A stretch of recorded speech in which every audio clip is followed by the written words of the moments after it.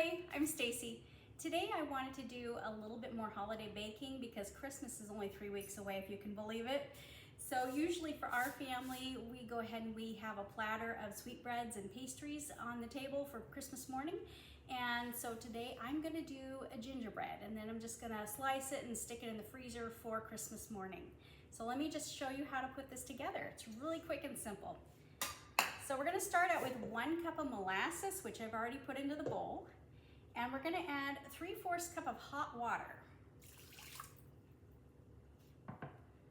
a 1/2 cup of butter, and I did melt this, and 1 egg.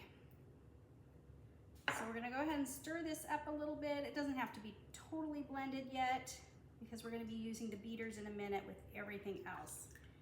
Okay, that's all I'm gonna do is a light mix there.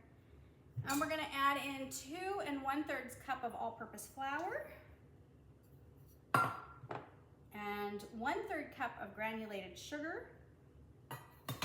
And we're gonna have 1 teaspoon of baking soda. And then all of our spices, which is gonna be 1 teaspoon of ginger and a heaping teaspoon of cinnamon. And then we have a 1/4 teaspoon of nutmeg and a 1/4 teaspoon of cloves.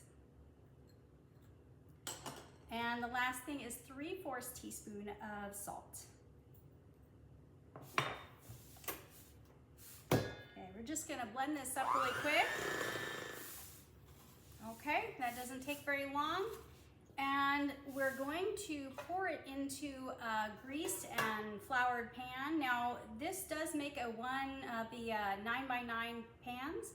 However, I'm gonna use 2 of the bread pans instead.